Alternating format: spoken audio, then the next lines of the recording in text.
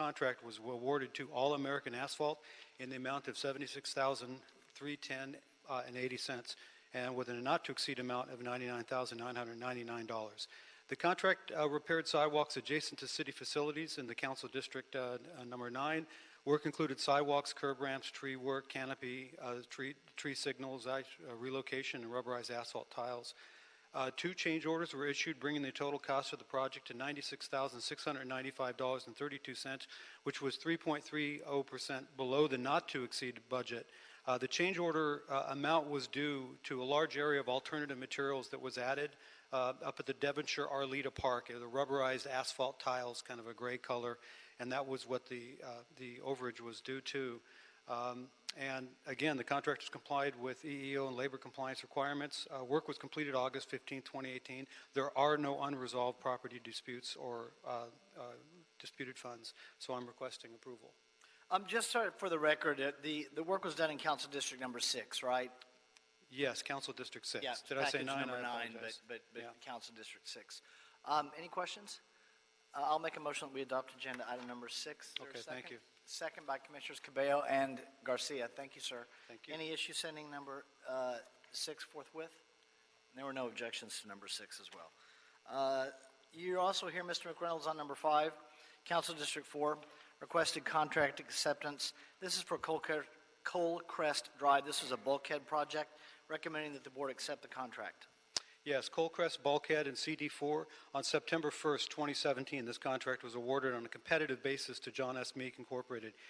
We used the current emergency on-call geotechnical list previously approved by the board. The project was awarded for $288,651 with a contingency and a total authorized budget of a not-to-exceed amount of $346,381.20. The contract constructed a 32-foot-long bulkhead as well as repaired a washout from a DWP blowout at a fire hydrant. It should be noted that the DWP paid for the project. It was funded by DWP, and it again included other work, including some paving work, etc. 4 change orders were issued, bringing the total cost of the contract to $320,930.84, which is 7.35% below the not-to-exceed budget. And the change orders added unforeseen conditions and some fencing. Contract was issued using the emergency on-call list, though no specific EEO or labor compliance requirements were established, and the contractor has met all EEO and labor compliance requirements. Work was completed May 30th, 2018, and there are no unresolved property disputes on this one as well. And it was funded completely by the DWP? It was funded completely by the DWP. Okay. They even provided engineering support for us. Thank you. Commissioner Garcia has made a motion that we adopt agenda item number 5. I'll second it. Thank you. Thank you. Any objection? Without objection, we will adopt agenda item number 5. Any issue sending number 5 forthwith? We will send number 5 forthwith. Agenda item number 4, Council District 10, budget increase and revised construction orders, emergency sewer repairs on Arlington Avenue. This is the 1500 block of Arlington Avenue. Recommending that the board authorize a revised construction budget of a not-to-exceed amount of $650,000 for the project, and authorize the city engineer to issue revised construction orders to Lee Construction Company Incorporated to complete the project. Christian Guerrero. Good morning, sir. Good morning. My name is Christian Guerrero. I'm with the Emergency Sewer Repair Group for the Bureau of Engineering, and today I'm giving a staff report requesting authorization for the revised construction budget of $650,000 for the Arlington Avenue project. Just a quick background. On May 17th, the Emergency Sewer Repair Group received a request from the Bureau of Sanitation to remove and replace a 10-inch sewer main located at the 1500 block of Arlington Avenue. The sewer main had a damaged liner causing a blockage and surcharging of the sewer line. We issued a construction order of $100,000 to the contractor Lee Construction to immediately set up a bypass and excavate the sewer. Video investigation, though, cannot be completed due to the broken liner and several sags that were found in the pipe. So it was determined that the pipe needed a full removal and replacement and to be upsized to 12 inches to handle the sewer capacity. Scope of work included traffic control, bypass, shoring, excavation, removing of 12 concrete encased chimneys, and upsizing the sewer main from 10-inch to 12-inch, story backfilling of the trench, and restoring the site. But due to the urgent nature of the work, lead construction was directed to start the remove and replacement work on a time and material basis. That's the work progressed slowly, and due to a few reasons. One was sewer depth. It was 17 feet, so it was a pretty deep sewer.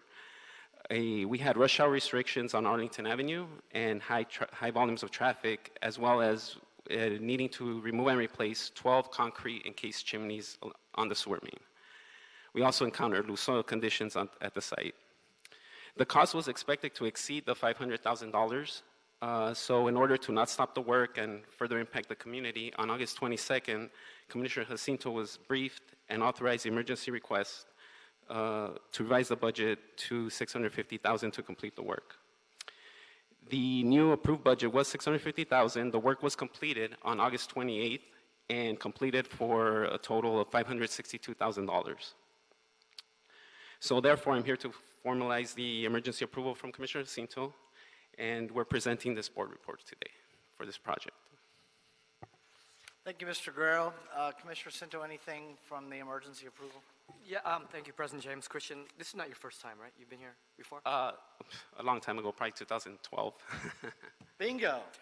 I looked over to Cinto, I said, first time? So welcome back, sir. It's been a few years. Yeah, thank you. Nice job. 2012, that's a while. Yeah, That's the previous okay. administration. Yeah. Anyway, so Christian, this is a result of us doing more CCTV. And our emergency sewer repair group is really, really busy in terms of all the engineering things that we're doing with our Bureau of Sanitation, right? So you guys are really busy, and we're going to replace a very old sewer. Correct. And I saw that we are changing this to the Complete Streets program, moving it over, That Page I am one. not sure of. transferring the project from the secondary SSRP to the ESR program due to the timing conflict with the Complete Streets. So we're actually just phasing it differently so we can do the work before, Right. so we don't conflict, correct, Richard? Just to clarify, the project needed to be done before the Complete Streets project could be completed. Because after Complete Streets project is completed, we can't do the repair of the sewer. So the project isn't being transferred to Complete Streets. It just needs to be done before because of the Complete Understood, Streets. to avoid conflict with that. So I'm good with this. I think this is just an indication that we're doing more infrastructure. We're fixing more sewers, and that stresses, the system. It's good that we're doing the more work, but in terms of the whole administrative project of dealing with the payments and everything, it stresses the system. I want to put us on notice that we're working really hard, and we appreciate the Bureau working with Bureau of Sanitation and our Office of Finance to get all this work done. So, of course, I approve this. Thank you. Thank you. And just for the record, that was Mr. Louie, Richard Louie, that spoke up. That's his voice that you'll hear. Any questions at all? Thank you for the explanation, gentlemen, all three of you. Commissioner Jacinto's made a motion that we adopt agenda item number 4, seconded by Commissioner Garcia. Any objection? Without objection, we'll adopt agenda item number 4. Welcome back, Mr. Guerrero. Thank you very much. Any issue saying number 4 forthwith? We will send number 4 forthwith. Agenda item number 3, Council District 8, revised task order solicitation number 24, Algin Sutton Recreation Center Pool Replacement Project, recommending that the board authorize the city engineer to issue a revision of the task for solicitation number 24 to Lair Architects, Los Angeles, increasing the budget authority from $715,000 to $910,000, which is $195,000, for architectural design services. Alex, good morning. Good morning, Commissioner, President James. Yes, this project is requesting for authority to increase the budget authority for the consultant design service. The original scope of the work is the replacement of the existing pool. Due to several arsons during the demolitions, there were 3 arsons involved starting beginning of 2018. Caused a significant damage to the existing bathhouse, which was not an original scope. We have the request from the council office to entertain this scope change, and also the Rec and Parks also find the funding for this repair damage. So this extensive fire damage repair is now part of this scope change, and the original contingency for the design service is nearly exhausted. That's why we are here to request for increase for this amount to complete the projects. The project now is currently under constructions. It's about 50% complete. We have briefed Commissioner Jacinto about these projects, and I've included some of the drawing that you requested. Is there any questions? We'll start with Commissioner Cabello. Good morning. Good morning. I'm just curious what you're doing preventative measure-wise to prevent future arsons, or was this solely during the demolition phase? Right. Currently, we have the after-hour securities, which we pay to an armed service to monitor the activities in after the hours, and also weekends and holidays until the project's complete. Just to follow up to Commissioner Cabello's question, the 3 arson incidents occurred pretty close to one another, 3 incidents within a month. Right. So do we have a situation where we have someone who is trying to stay there? Do we have squatters there?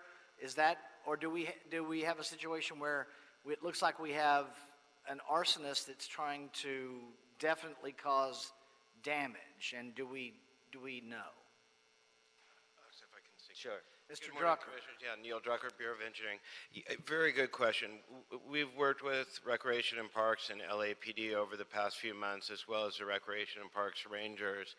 And we believe this is a group of folks who had an issue with the park, the fact that they didn't have a pool. And they thought that by causing maximum damage, they could actually expedite getting their project done. It didn't really work out that way, because what it did is, as you heard from Alex, it added about $3 million worth of damage to a building that we weren't even going to touch. So it actually resulted in the opposite of what they wanted, a delay in the project. The only good news, or the good lining, is we were able to, working with Recreation and Parks and the council office, to find the additional money to fix the building. As far as really the long-term answer to Commissioner's question, is that we're adding part of this work, in fact, in addition to fixing the building, we're adding additional lighting, cameras, and security system to hopefully prevent that. Also, once we get to the point of the project, about 90%, 95%, we will be walking the project with LAPD Senior Lead Officer of the area, as well as Recreation and Parks Rangers, to work with them to make sure they know the facility is coming back online over the next couple months, and to see what additional measures, if any, we can do in working with them and Recreation and Parks to better protect this facility. My hope for the long term is that once the pool and the bathhouse are fixed, open to the public, and are used again, that we won't see this problem again. Thank you, Neil. Do we know, I may have missed it, has there been an arrest made? Do we know? My understanding, last I heard, there was not an arrest made, but the LAPD does believe they know who did the damage, and they are working on trying to identify the exact individual and hopefully make an arrest in the future. Building a case. Okay, thank you, sir. Thank you. Commissioner Davis. Where is this located, this particular project? Oh, this is on Hoover Hoover and, Manchester. okay. Is there a project labor agreement on this project? I see Ian is here from project. Not on this particular project. Okay. There is not. And in that area, we have various communities that live in that area, don't we? Correct. We have Latino Americans that live there. We have African Americans that live Correct. there. What's the diversity like in those terms on this project? We do have, I have a list of business inclusion program. that Yeah. you- So the revised pledge for participation on Maybe Weeby is 18%. Women business enterprise is 14%, and small business is 11.4%. Yeah, I realize what the regulations are in terms of both state law and then in terms of what we are compelled to have to do in terms of achieving diversity. And I do believe that perhaps, maybe, some people are concerned about building the pool faster. Right. But I also would suggest to you as a social scientist that some people might be concerned about being included as employees on the project. Correct. So there might be multiple reasons as to why we're having some problems with regard to the burning, if you will. So I don't want us to leave this discussion thinking that people were so concerned about us not getting the pool on time that we miss the obvious concern that might exist in the community about being included to work on the project. Given the fact that we don't have a project labor agreement on this one as we have done on some of the other ones, I think that's of note that we should look at in the future. Got it. Thank you. Thank you. I would also note that for the stats that while we don't count them for subcontracting, the prime on this is a female minority-owned business Right. as well. Exactly. Yep.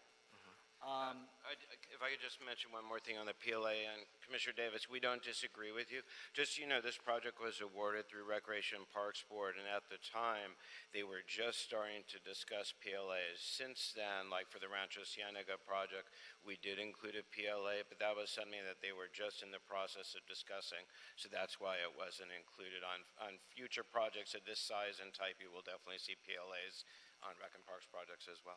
I appreciate that, and I think it would be helpful in the future for Con Ed to have a more assertive role in these issues that we are confronted with in the way that they have been successfully in doing on other projects that they bring to us where they are doing project labor agreements. Thank you. Yeah, and Ian, I see is here, and others from on Rancho Cienega. They were very much involved from day one, and I hope that we'll continue that good relationship over the future projects. And we agree with you fully. Thank you. Thank you, Commissioner Garcia. Hi, thank you for your reports, all of you. I just wanted to, I have a couple of questions. What has been our cost with this fire? Is it the $59,000 that we're adding to this?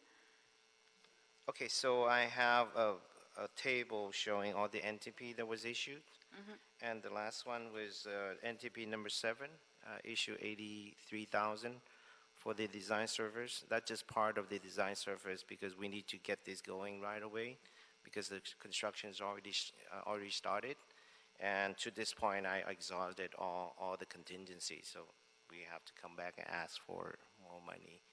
So we're adding money to the design budget because of the fires Because that of have this fire, happened? right. So we have to redesign the project Yes. because construction was already happening? Correct. Got it. Okay, perfect. And when do we expect for this project to be completed? It expected to complete next year, June of next year, Oh, to good. the beginning of swim season. Good. Okay, good. So well, as long as we can make it happen before swimming season We try starts. hard to do that. Okay, thank that you very happen. much. Thank you, Commissioner Garcia. Anything further? Is there a motion on number 3 by Commissioner Cinto, seconded by Commissioner Garcia? Any objection? Without objection, we will adopt agenda item number 3. Any issues sending number 3 forthwith? Thank you, sir. Thank you. We'll send number 3 forthwith. Agenda item number 2, Council District 8. Task order solicitation number 28, Van Ness Recreation Center Pool and Bathhouse Replacement Project. Recommending that the board authorize the city engineer to issue a revision of the task for solicitation number 28 to John Friedman, Alice Kim Architects Incorporated, increasing the budget from $696,000 to $795,000 for architectural design services. Alex, you're back on this one. Yes, Van Ness is also. Would you pronounce your last name for me? No. Okay, no, Nickel. okay, because so it's NGO, but Right. that's, okay, Right. thank you.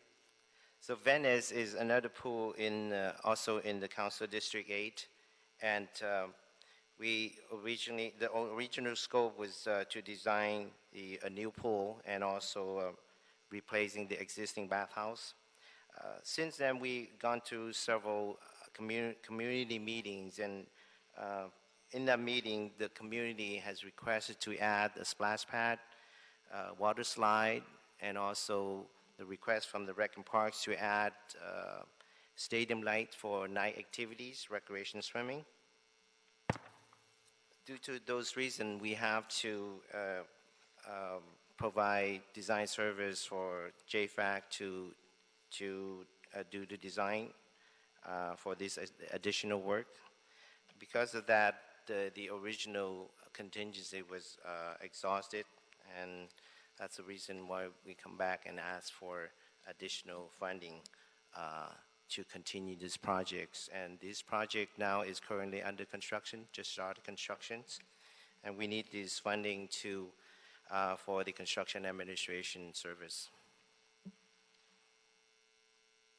Commissioner Jacinto? Thank you, President James. Alex, thank you for this, as well as item number 3 for the photo documentation. You know, it's very compelling to see these Thank you. projects. And so these are both funded by Prop K. And so, Neil, thank you for your leadership and your work on Prop K. It's such an important program that provides really quality of life. Knowing that both these projects are in CD8, they're community-driven. We were able to get the input of the community. We want splash pads. We want lighting. These are very important, I think, tweaks that we can make to projects to make them better, to make them community-driven. So I support both of these, and just want to give a shout-out to our Bureau of Engineering Architectural Division and Prop K for being the go-to for the Department of Recreation and Parks. It shows that trust and that competency we have to deliver projects that are to the city standards. So thank you, Alex, for this. I don't have any questions on this. Thank you. Thank you, Commissioner Jacinto. Commissioner Davis? Okay, so this is an extension of approximately, or almost about 100,000 for completion of the project. Yes. How much? For the design service. I'm sorry? For the design Oh, for the service. design service. Okay, gotcha. And so how much time do they have before they complete the design? It's 1 year Okay, a year. construction. Okay, thank you. Anything further? Commissioner Garcia? So is this pool going to also have the same timeline as the other one, or is this a little slightly different? It won't be done by next swimming season, will it? Because it's the same council district, we promised the council office that we're going to deliver Elgin Sarton first, and then the Van Ness is going to be complete, I would say, toward the end of next year. Okay, so be ready for the 2020 season Right. then. Got it. And I see that there's been a couple change in scope procedures. Do we expect more of that happening No. after this design? Right. According to the community, since the pool's been closed for so long, I think over 10 years, now that they want to have everything in their areas. So we're glad that Rec and Park could come up with the money, additional funding to provide this additional scope for us. Okay, thank you. And where is this one located at? This is in Slauson and Van Ness, corner of Van Ness and Slauson. Okay, thank you very much. Thank you, Commissioner Garcia. Commissioner Davis? I forgot to ask you, and I apologize for adding now, but the work moving forward after the design is complete in terms of the construction, could we work with Bureau of Contract Administration as well in terms of moving forward on this project, in terms of achieving our best effort, in terms of inclusion? Is that something in the future that could possibly happen Sure. as we move forward on this particular one? Yes. All right, thank you. Thank you, sir. Anything further? Commissioner Jacinto's made a motion on number 2, seconded by Commissioner Davis. Any objection? Without objection, we'll adopt number 2. Mr. No, thank you, sir. Thank you. Any issue sending number 2 forthwith? We'll send number 2 forthwith. Agenda item number 1, Council District 15. It's a budget increase in change order numbers 4, 5, and 6, as well as a supplemental change order number 7 for Terminal Island Water Reclamation Plant, dissolved air flotation thickener modification project. Lots of change orders today. It's change order Monday. Recommending that the board first authorize $250,000 in additional contingency and approve a revised construction budget of $1,114,876 for the project, and extend the contract duration from 398 to 483 days. Secondly, authorize the city engineer to issue change order numbers 4, 5, and 6 for the project. And third, authorize the city engineer to execute final supplemental agreement change order number 7. Ms. So. Good morning. Amy So from the Bureau of Engineering's Environmental Engineering Division, and I'm here for the Terminal Island Water Reclamation Plant Dissolved Air Flotation Thickener Modification. And as President James mentioned, we're here to increase the budget contingency, extend the contract duration, issue change orders, and execute the supplemental agreement. At the Terminal Island Water Reclamation Plant, bacteria and solids are separated from the wastewater in the secondary sedimentation tanks, and a portion of this biomass is sent as waste-activated sludge to a large cylindrical concrete tank to maintain a balance in the secondary treatment system. In the dissolved air flotation thickener process, the waste-activated sludge is thickened. So the waste-activated sludge is piped from that large cylindrical concrete tank that appears in the photograph in the board report. This is the dissolved air flotation thickener, otherwise referred to as DAFT. When it's pulled out of that tank, pressurized air is injected into that circulating stream of sludge. The air is dissolved, sort of like making a soda, and the aerated fluid is circulated back into the tank. And the circulation and mixing that occurs inside of the tank, as well as the lower atmospheric pressure, because the top of the tank is open, allows the dissolved air to come out of the solution as tiny bubbles. And as the bubbles float up, sludge particles attach to the bubbles. A clearer effluent settles to the bottom of the tank, and it's pumped to the headworks for further processing. A thickened sludge layer floats to the top surface of the tank, and that layer is skimmed off of the top surface and sent to a blending tank, where it's blended with other sludges and then sent to the digesters for further processing. The DAFT was installed in around 1977 as part of the plant's upgrade to full secondary treatment, which is legally mandated. And the elements inside of the DAFT are corroding, and the pumps have also reached the end of their useful life. They've been operating for about 40 years. The blending tank, which is next to the DAFT, is a separate project, and the plant needs a way for the thickened waste-activated sludge to bypass the blending tank and be able to go directly to the digesters whenever there is maintenance being performed on the blending tank. The contract for this project to rehabilitate the DAFT system was awarded for the amount of $864,876, including a 20% contingency. Right now, the project is about 20% complete.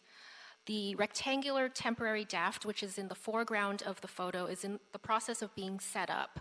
So the remaining work includes finishing the installation of the temporary DAFT, replacing the skimmer blades, and removing the existing recirculation pumps and installing new pumps, as well as installing new thickened waste-activated sludge pumps. I'll walk us through the change orders that are identified in the board report. Change order number 4 is to increase the flow rate for the temporary DAFT from 200 gallons per minute to 400 gallons per minute. So this will involve a larger temporary DAFT as well as larger diameter piping. And the estimated cost for this is $250,000. Change order number 5 is for additional rental time for the temporary DAFT at about $20,000 per month for 2 months for a total of $40,000. Change order number 6 is for a larger motor, 15 horsepower instead of 10 horsepower, for an estimated additional cost of $30,000. And this will provide adequate pressure to deliver air through the DAFT system and convey the sludge to the top of the digesters. And supplemental agreement change order number 7 is required because the cumulative value of all of the change orders identified exceeds 25% of the contract amount. It's at about 54.1%. And this supplemental agreement includes clauses that no other changes will occur to the terms and conditions of the contract. The maximum change order percentage will be capped at 54.1% unless otherwise approved by the board. And this will also extend the contract duration by 85 non-compensable calendar days in order to complete the extra work. We also anticipate an additional $50,000 to complete the remaining work and any potential change orders due to unforeseen conditions, which may include instrumentation and controls troubleshooting, electrical troubleshooting, and potential future city-related delays. So we're recommending that the board authorize $250,000 in additional contingency and approve a revised construction budget of $1,114,876 and extend the contract duration from 398 to 483 calendar days and issue change orders and execute the supplemental agreement. Thank you, Ms. So. Commissioner Cabello. Good morning. Just curious as to why the increase in the flow for the temporary draft. Was this not originally anticipated? Right. During the design process, we go through several design reviews. We have, at the end of the preliminary design process, a pre-design report that is signed. We also conduct design reviews at 50% design and 90% design with our client. And the flow that was assumed for the temporary draft was an average flow of 200 gallons per minute. During construction, it was identified that a peak flow of 400 gallons per minute was likely to occur, and this was not identified earlier during design. Thank you for the explanation. Commissioner Garcia. I just want the bigger picture of this. I know you identified and you did very well explaining the actual scope and what will happen. But can you please tell me what this will equal as the big picture? What does this do for us as a city? Sure. Well, the DAFT is part of the thickening process for, it's after the secondary sedimentation, which is required by the Federal Clean Water Act. And so it thickens the sludge that's collected from that process, and it sends it to the digesters for further processing. And this is also required to process all of the solids. So the liquid side and the solid side depends on this process to maintain a balance in the liquid portion and then to get the appropriate thickened sludge into the solids treatment process. All of that's required by the Clean Water Act. Thank you, Commissioner Garcia. Anything further? Excellent, Ms. So, Commissioner Asentos made a motion that we adopt agenda item number 1. I'll second it. Any objection? Without objection, we'll adopt agenda item number 1. Thank you. Have a nice week. Thank you. Any issue sending number 1 forthwith? We'll send number 1 forthwith.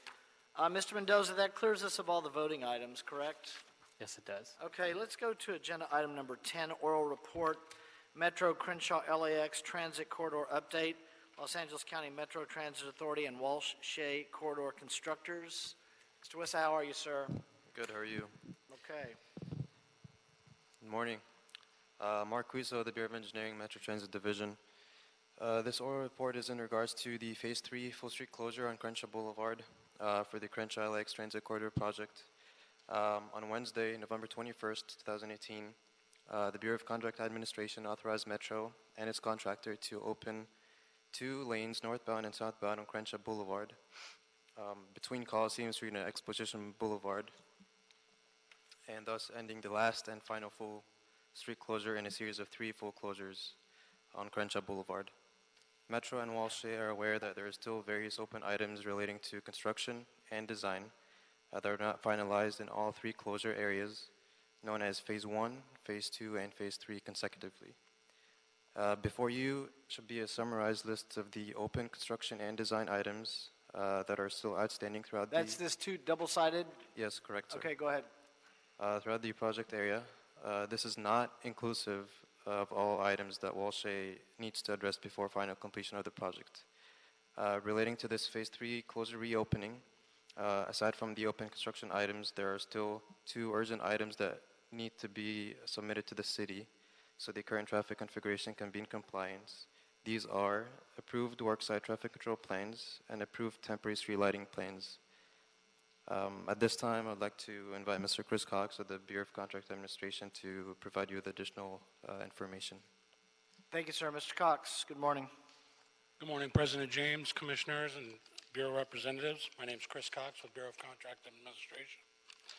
And so we did get the closure opened prior to the Thanksgiving holiday, but unfortunately quite a few items remain to be constructed as well as submitted and approved by BOE. You have a list in your hands. I don't know if you want me to go over it in detail, but what I think we need to have is some type of a schedule on how we're going to recover. We have 3 phases that we've opened, yet we've not completed the corrections on any 3 of these phases. In addition to that, we have several punch list items that we haven't been corrected. So what I think we need to see is a schedule as to when these items will actually be completed. And what we want to do is, it seems like all of the work is completed to about 90%, and then they move on to a new activity. And what we would like to do is start dotting the I's and crossing the T's and get some work done and finally accepted and approved by contract administration so we can go forward and not have lists and lists and lists. So I think in the best interest of the city is what we probably should do is get some schedules from Walsh and MTA as to when they're going to make these corrections, and possibly reconvene in about 3 weeks to schedule and chart the progress of these correction items. I would agree with you on that, Mr. Cox. I know we have I believe we have representatives from Metro here. I see Charles. Hi, Mr. Bois. And Walsh Shea as well, just recognizing folks. Chris, there was a letter that in the briefing that we referenced regarding work that was going to be done during off-peak hours that you wanted to be part of, or rather, let me ask you this. Do you want this to be part of our oral record today, or part of the record that we make from today's oral report? Yes, Commissioner, I would like it to be. And I did receive an email from Walsh committing to making all these corrections during off-peak hours and without reclosing the street completely to lessen the impact of the community. Okay. So with this work being done during off-peak hours, which enables us to leave the road open? Yes, sir. The road will be opened 2 lanes in each direction. Right. This work will all be done under watch manual closures, which are instituting traffic control up to 48 hours to get the work completed, and then, if need be, putting plates and temporary asphalt back during the peak hours so the traffic's not impacted. Okay. And this process that you've asked for so that we can start getting some closeouts of these phases, I think it would, my sense is that it would be beneficial if, I hate to waste people's time, but if we can, do you want to propose some dates today that if the closeouts are accomplished, I'm just giving you a hypothetical, by X date in December, then we move on to the next one. If it's not, then we have everybody back in for a brief oral report on where we are and when we can close it. I think that sounds like a great idea. And actually, The incentive there is to not have to come back to us. Yes, I understand. And I had a brief conversation with Jeff Mays from Walsh this morning, and it seems like that's the direction that they want to go in. They want to start going block by block and get these things done and under their belt. Okay, Chris, what would be the first date that you would propose? How much time do you need for? I think 3 weeks seems appropriate to me. Okay, so Mr. Mendoza. Monday, December 17th. Okay, let's do that because we're getting kind of close to the holidays. So we'll schedule that for Monday, December 17th. If, however, Mr. Cox, the work on, is this for phase 1 completion? Actually, we have corrections still in all 3 phases. We've got the same letter from phase 1 and 2 that the work would be done in off-peak hours, which is great, and we have a commitment, but the work hasn't been completed. Okay, well then let's do this. Let's schedule an updated report for December 17th. If all that work is completed, then you can let us know and we'll take it off the agenda. Yes, sir. If there's still some stuff that we should be updated on, then we'll have a brief hearing on Monday, December 17th. I will make a commitment, though, to the contractor and to Metro for that oral report. We'll put that oral report up first before our voting items, if we need to on that day. Okay, so anything, Commissioner Garcia and then Commissioner Cinto, and I do want to give Walsh Shea and Metro the opportunity, if they would like, to say anything at all. It's up to them. But go ahead, Commissioner Garcia.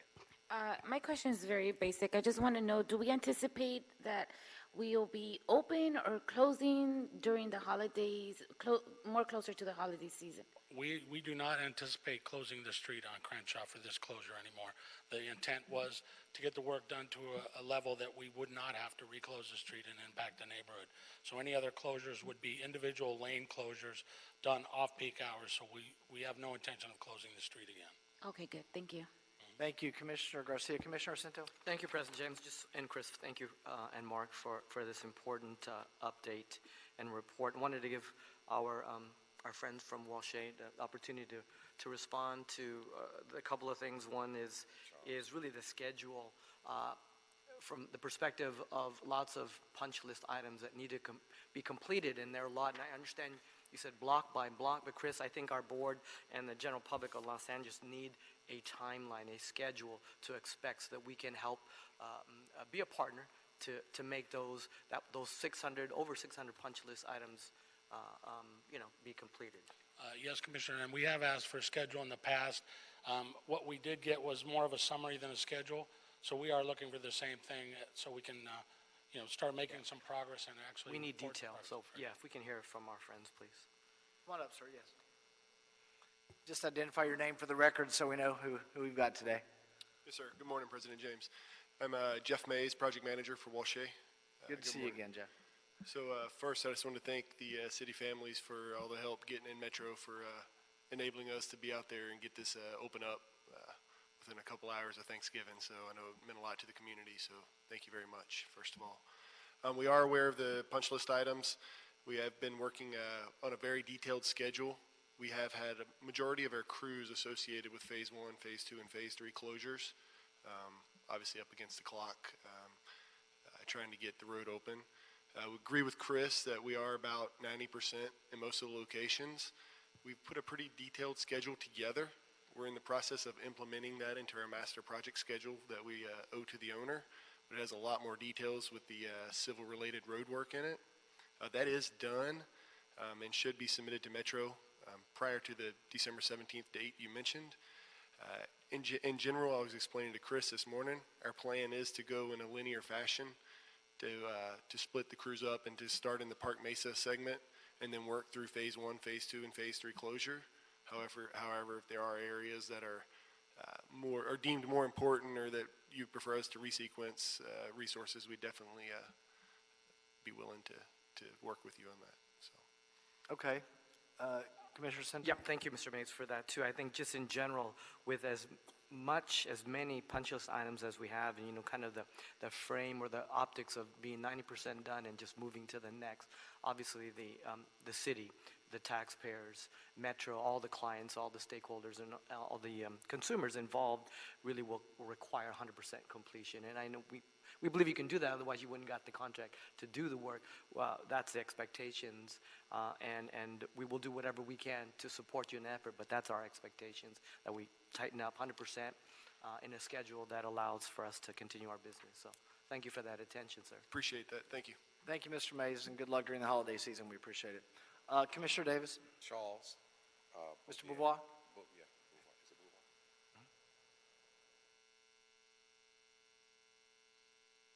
Good morning, sir. Wanted to ask you to address our plan of action given the report that's been given before the board. Yes. For the record, it's Charles Beauvoir with Metro. I'm Executive Officer for Metro on the Crenshaw LAX project. And first, I'd like to thank the city departments for assisting us in getting the street open, because again, it's a very important time for the businesses along that area with Black Friday and all, so an important part of their yearly intake for the year. Right. Now, as far as the plan forward, this is something we've been working with Walshay on and with the city departments because this is something obviously that is impacting the community, stakeholders, and I think Metro's putting a full court press on this, as is Walshay, and we're staying very close to this to ensure that we methodically step through this and get this done.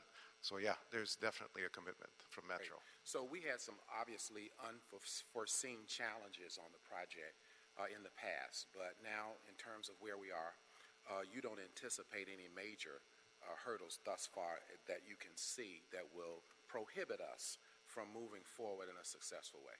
That's correct. Okay. That's correct. Okay, great. Thank you, Commissioner Davis. Charles, good to see you as always, sir. Thank you for being here today. Thank you. And we'll get you guys out earlier if you have to be here on the 17th. Thank you. Mark and Chris, thank you. The oral report will be received. I do have, from Mr. Mendoza, just for the record, Chris, on the Walshay corridor constructors November 21, 2018 letter is the one I'm going to submit to Mr. Mendoza. Yes, sir. Okay, great. Thank you all. The oral report will be received on that item. Agenda item number 9, project labor agreements update, Bureau of Contract Administration. Mr. Monte. Good morning, Commissioner James, board members. Special welcome to Commissioner Cabello. How are you? And obviously the representatives representing the different bureaus and as well as the city attorney. So again, my name is Ian Monte, and I am representing the Office of Contract Compliance within the Bureau of Contract Administration, and I'm going to basically present the Department of Public Works Project Labor Agreement, otherwise known as the PLA, since you will hear me say PLA over and over again throughout this presentation, a quarterly report. And what this is going to be, it's going to be a comprehensive update of achievements for both the previous PLA, which is the 2010 to 2015 PLA, as well as the 2015 to 2020 PLA, which is the current project labor agreement. And then I'm going to also talk about just a quarterly update of what's happened from August 27th through the present, which is representing more or less the quarter and the milestones there within.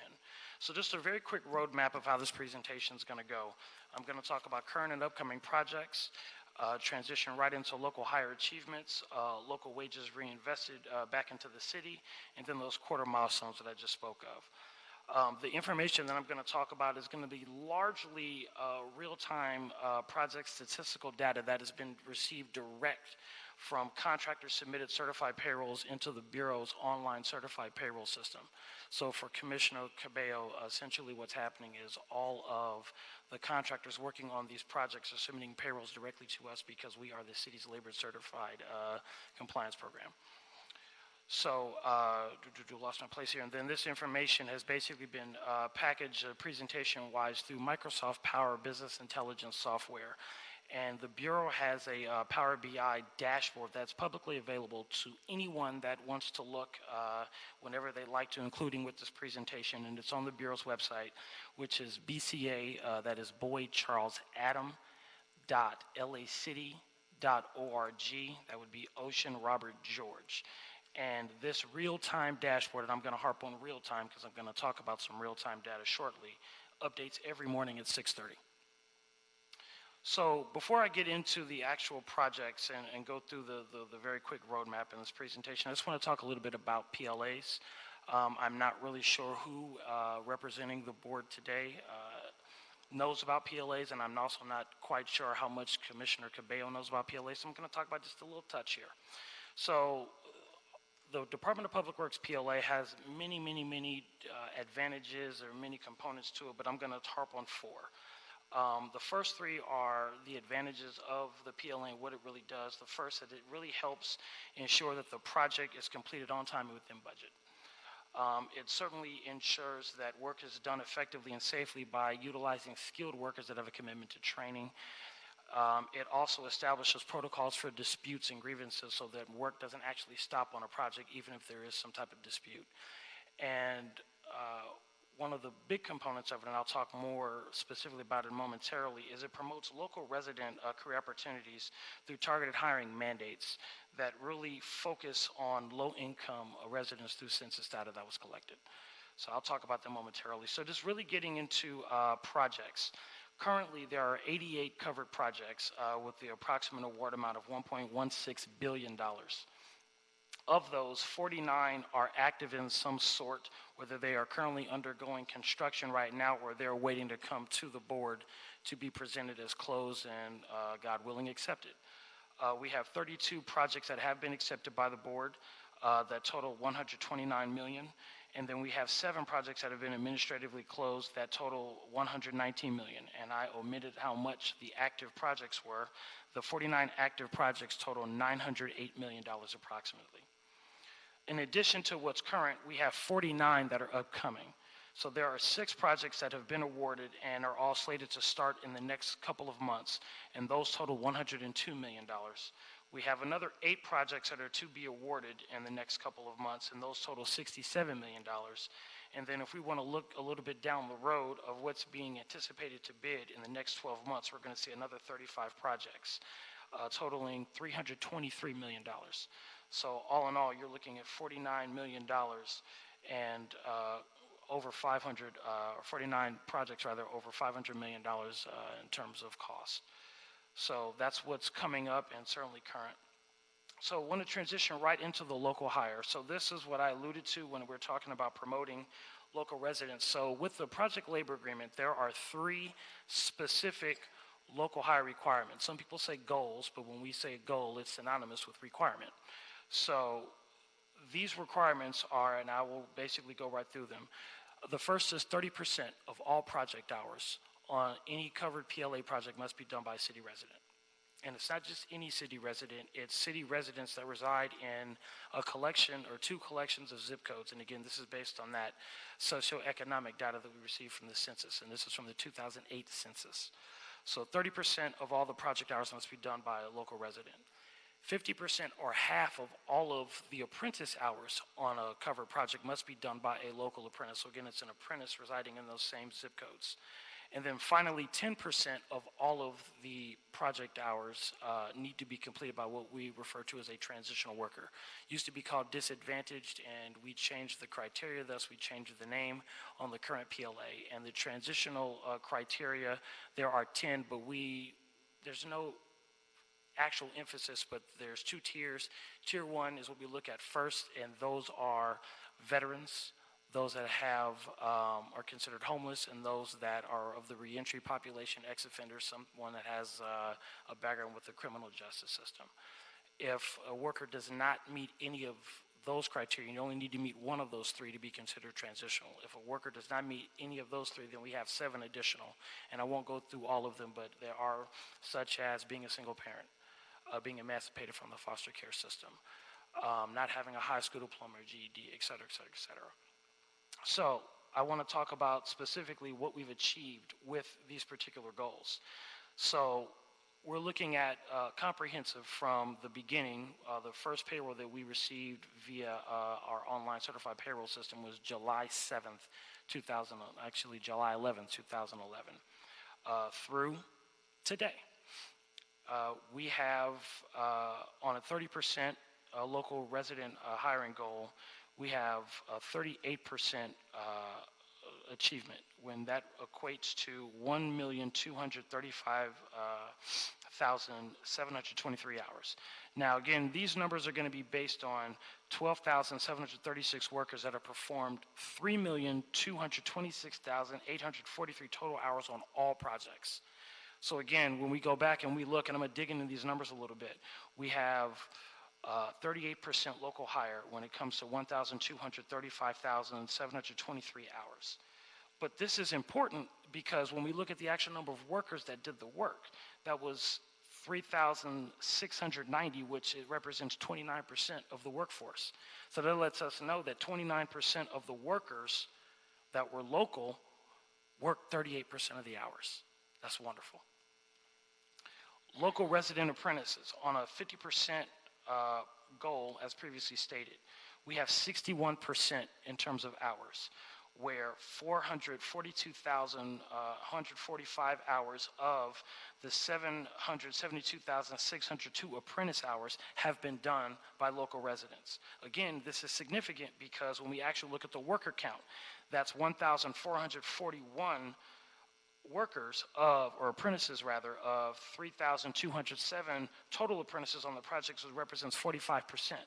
So again, 45% of the workers have done 61% of the work. And finally, getting to the disadvantage / transitional requirement, where again, it's 10% of the project hours, we have achieved 20% of the project hours, which is 642,036 hours. Again, very significant, because if you look at the worker count, that's 832 workers, which represents 7% of all of the workers on the project. So 7% did 20% of the work. That's awesome. And again, this is really what we're focusing on here. The local wages reinvested, there has been, to date, $42.5 million of wages reinvested, which includes $31.75 million of journey level wages and $10.75 million of apprentice wages. Last week, one of my colleagues, I hate to use the word subordinate, they're just colleagues, we all work together as a team, was here making a presentation to the board asking to include a PLA on a project. And Commissioner Jacinto kind of talked about wins and win-wins.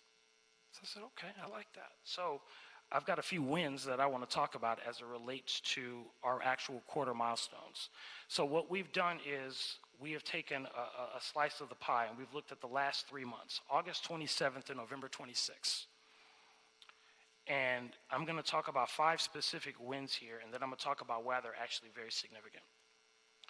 So this information is based on 1,403 workers, including 279 apprentices, performing 131,005 hours on active PLA projects.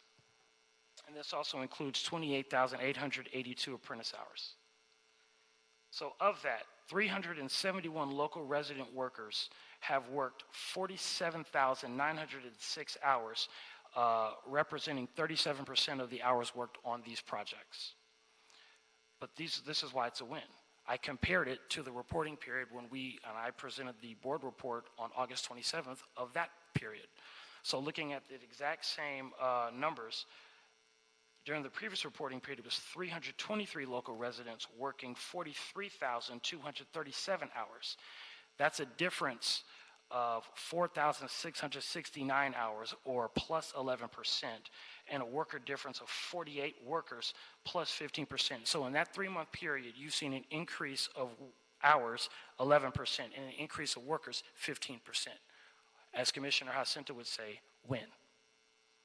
Same time frame, 113 local resident apprentices worked 17,358 of the aforementioned 28,882 apprentice hours, or 60% were done by these local apprentices. The previous reporting period was only 101 local resident apprentices that worked 15,829 hours. Hours difference, 1,529 hours, or 13% increase. Workers difference, 12 workers, or a 12% increase. Win. 68 disadvantaged/transitional workers on the current period worked a total of 14,579 hours, which would be 30% of the actual local number, local hours given a moment ago, or 11% of the total hours. Same time frame, last reporting period, 56 disadvantaged transitional workers performed 12,898 hours, which is a difference of 1,681 hours, or 10% increase. Worker difference, 12 workers, 12% increase. Or actually, I'm sorry, 21% increase. Again, win. Wages reinvested, $1.74 million in wages reinvested in this 3-month period alone, including $429,260 of wages reinvested for apprentice wages, and $1.3 million for journey level wages. Same time frame, the previous reporting period, $1.65 million wages reinvested. A difference of $90,000, up 5%, win.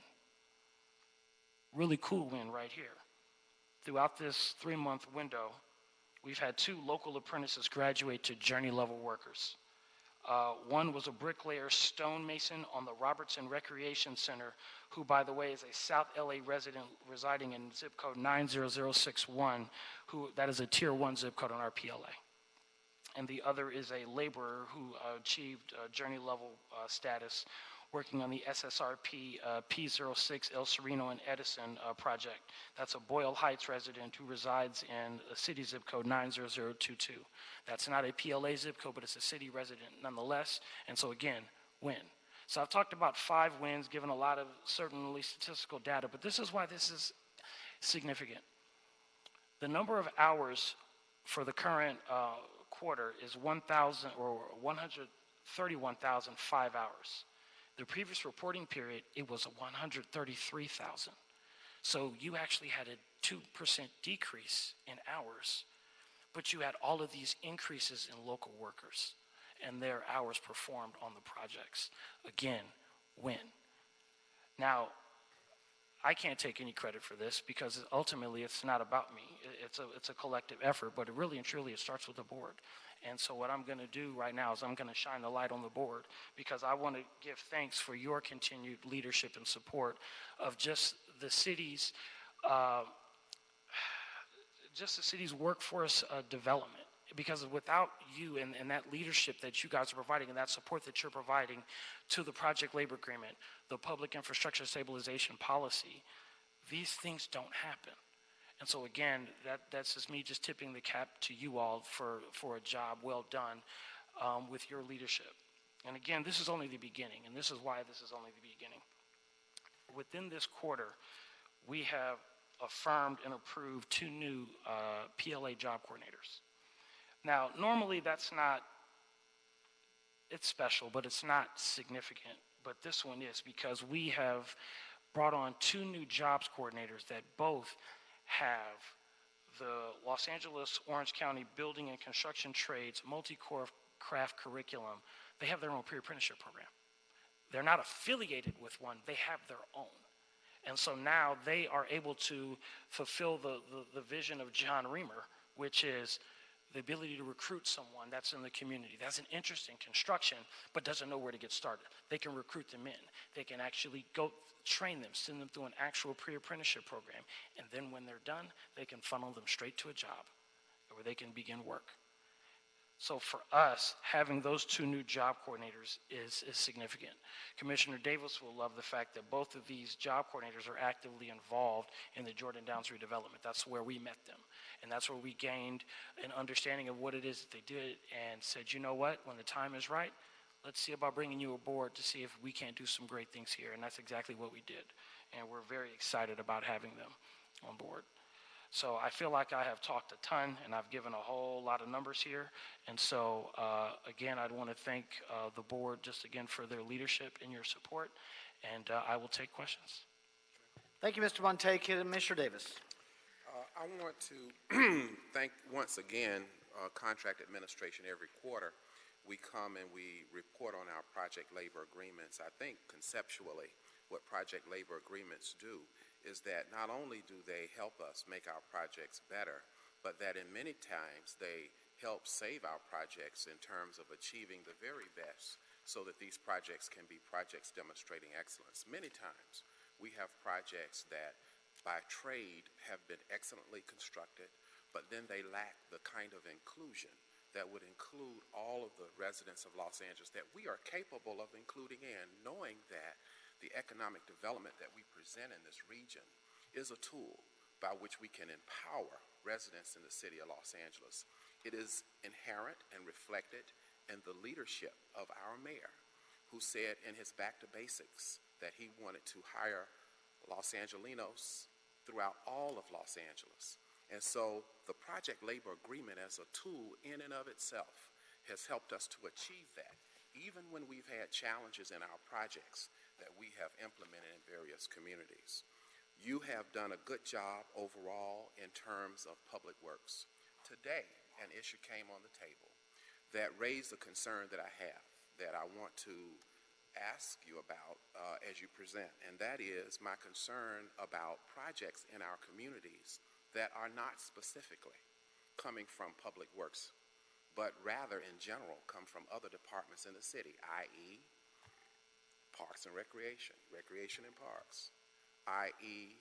Cultural Affairs.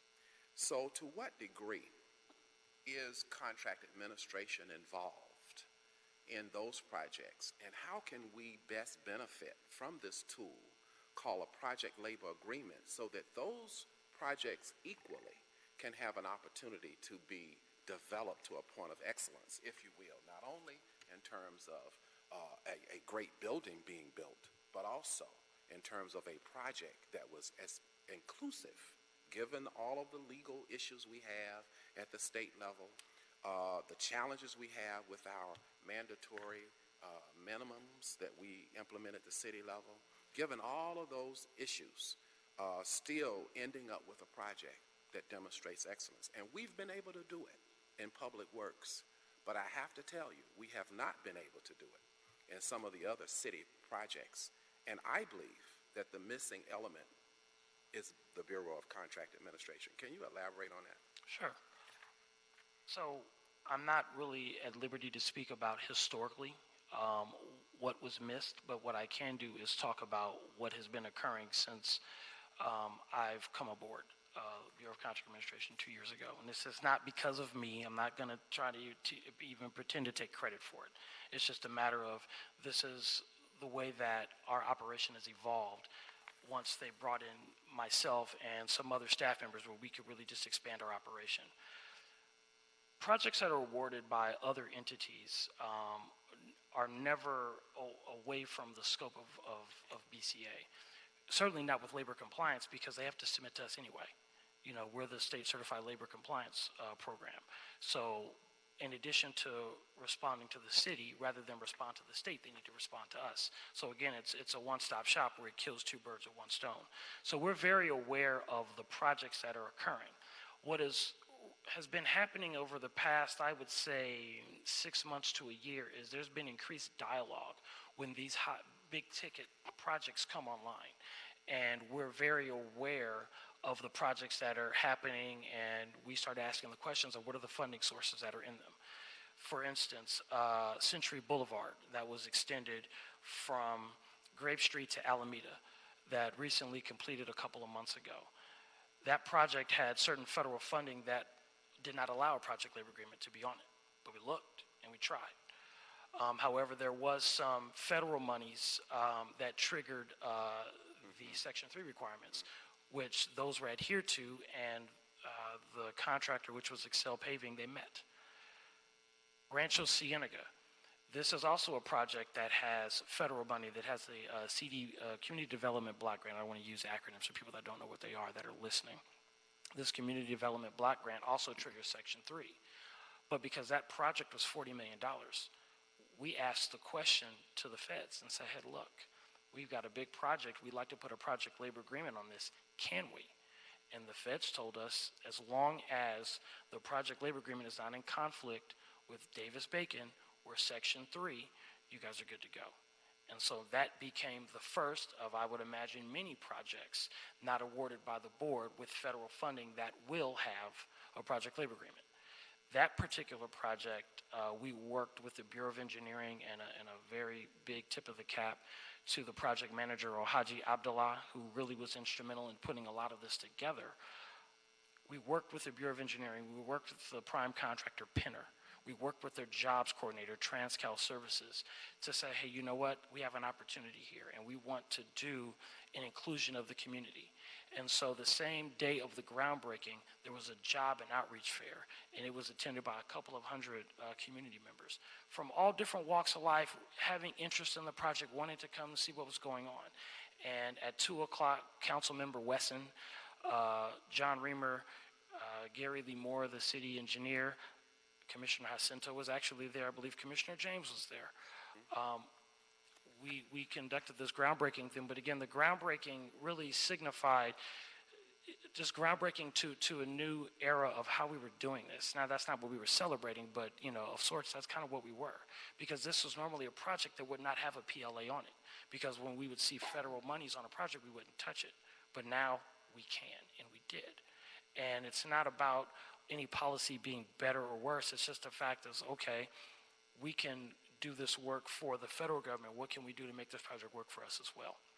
So I kind of want a roundabout way of answering your question, Commissioner, but we are having dialogue with those different departments about these big projects that should be covered under PLA.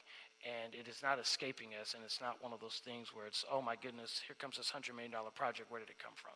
That doesn't happen anymore, and there's active dialogue, whether it's with John and the general managers of those respective departments, or through John and us, and we will talk with BOE as well to ultimately say, hey, we want to add the PLA on this project.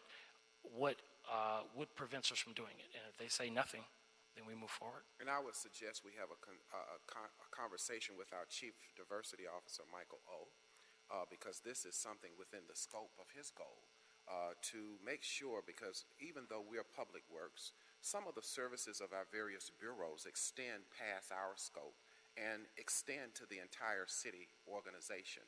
Such is the case of BCA in terms of the compliance that we provide in helping to achieve inclusion, as well as in terms of labor agreements. But I think Michael O.'s mission is to make sure that citywide we're delivering the kind of economic opportunities throughout the entire city. So I think a conversation with him about what you're doing in terms of its relevance to creating and developing a more perfect product for our other city departments would be helpful. And I think from the motion we had today, it becomes the foundation upon which I think that this will be a fruitful conversation for us to make inclusion a good thing, not only for Public Works, but for the entire city coming from Public Works, because I think we have the skills, the knowledge, and the tools to help improve some of the projects, particularly that we are providing in South LA in particular, and perhaps maybe East LA for that matter. And I think that that would be helpful for us to work with Mike on that. So Sure. thank you. We meet with Michael O as a bureau every Tuesday, so there's no reason that I can't initiate dialogue. If this dialogue isn't already happening, I'm just not aware of it. Absolutely. Thank you. Thank you, Commissioner Davis. Commissioner Garcia. Hi, Ian. Thank you again for your report. You always do such a great job with giving us accurate numbers. I had to scratch off my first question because it was exactly what my Commissioner Davis had spoke about. And basically, I know you're saying we're having dialogues and how do we put it. I thought really that all of our projects through the city included the PLA program. And it wasn't until kind of this morning that I realized that some can't. Is there an option to opt out if that is what they want?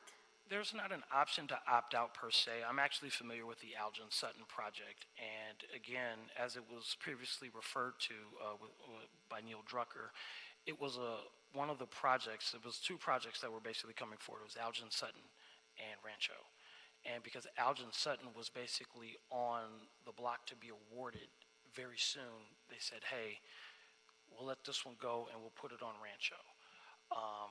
That's not exactly how it went, but that's essentially the cut and dry version of it.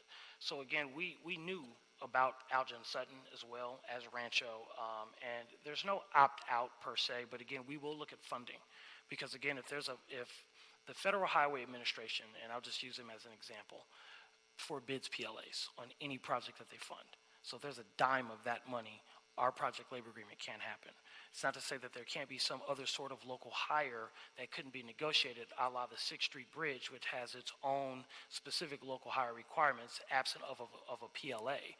But a PLA in itself is not allowable. So we need to certainly ask that question. But aside from that, as long as those projects meet the threshold, and as long as the dialogue and the communication is there so that the Bureau of Contract Administration or the Bureau of Engineering knows about these projects, there's no reason that a PLA couldn't be included in them. Got it. And I do want to echo Commissioner Davis' sentiments, maybe having a conversation with Michael O. as our procurement officer for the city to see how we can make this more of a uniform throughout the city would be something that it would be a great benefit. And obviously adhering to Mayor Garcetti's Back to Basics agenda, which is what we all want to do anyway. So that was one. My second question was, and you alluded to it very briefly, but just do you know how primes do the recruitment for our transitional workers or for some of our local resident workers? So primes do not have to. We don't force them to, but we certainly recommend any prime contractor working on a project labor agreement project, especially if they've never done it before, to hire a jobs coordinator. And the reason that we do that is because we understand that the local hire process does not begin and end with asking the unions for people.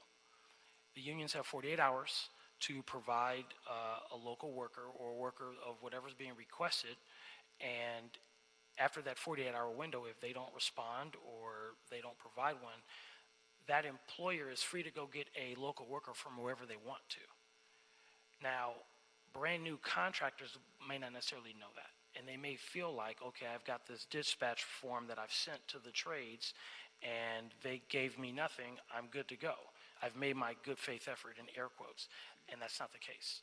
So again, it's an education component, but it's also potentially needing to make that additional investment of hiring that jobs coordinator to ultimately help get those local folks on projects.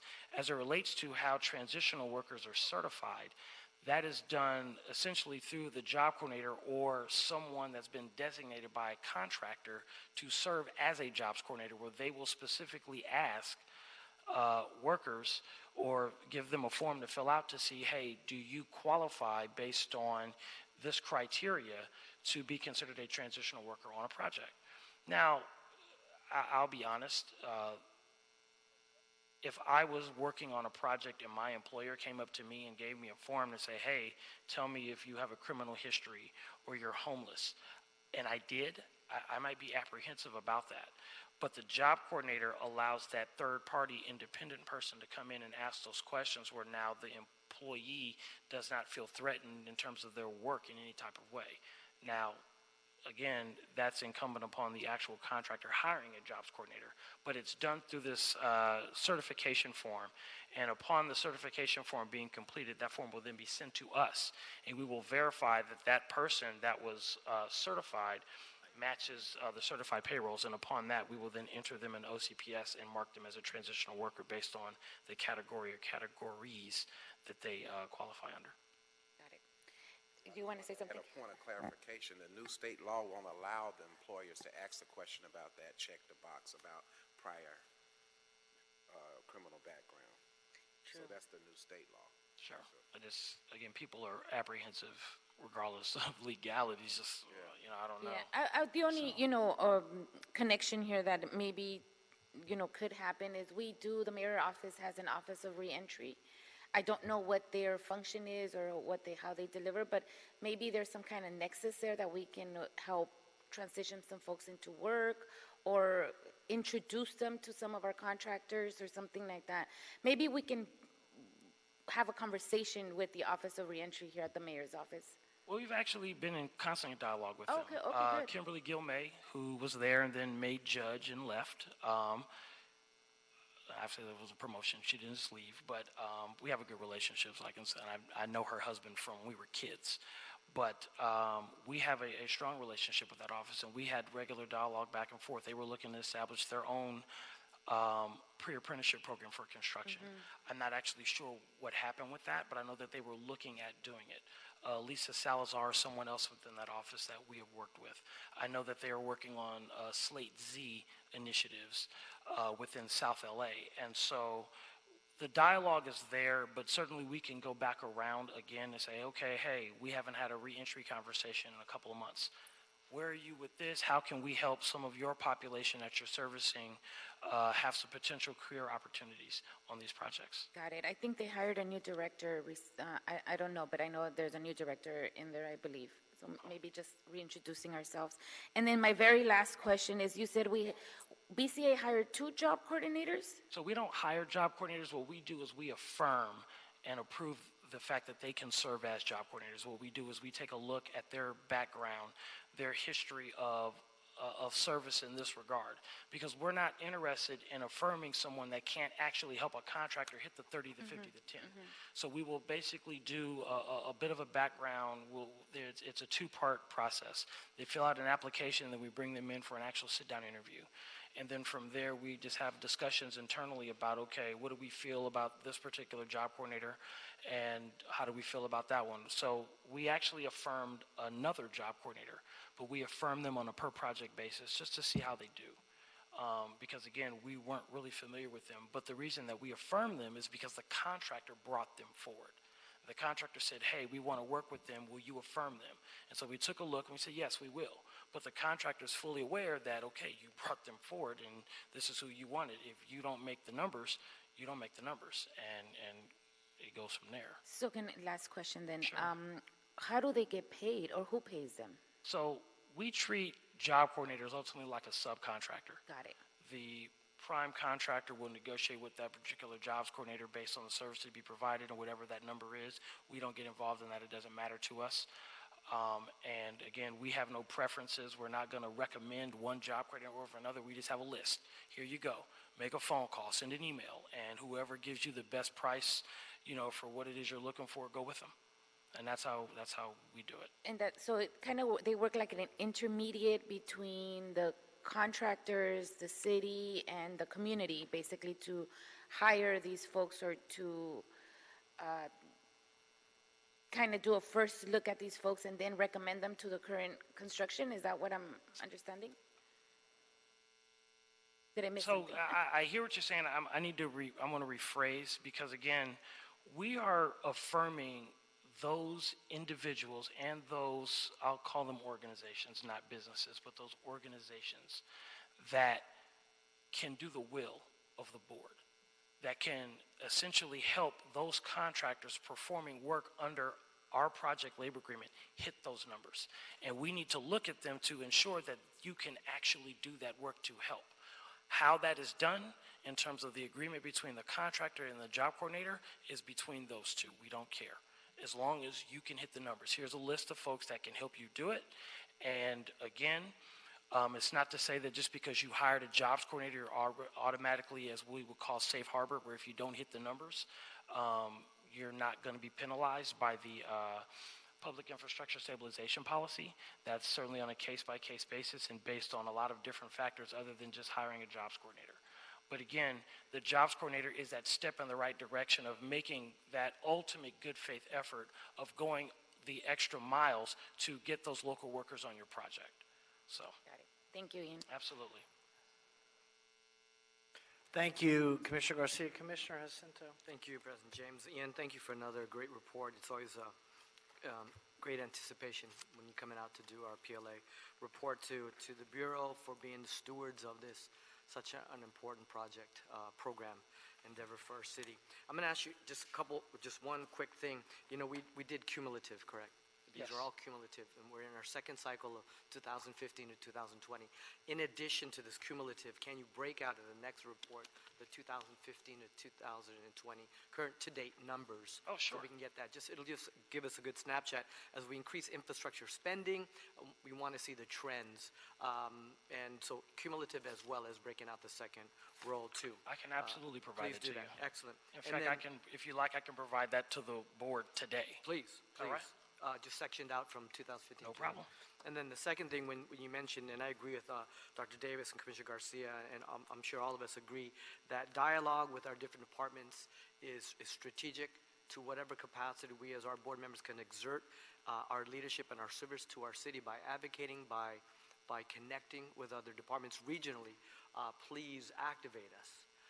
In terms of advise us as well as where we can make more of a good thing happen. This is what the PLA is. It's good for the entire city.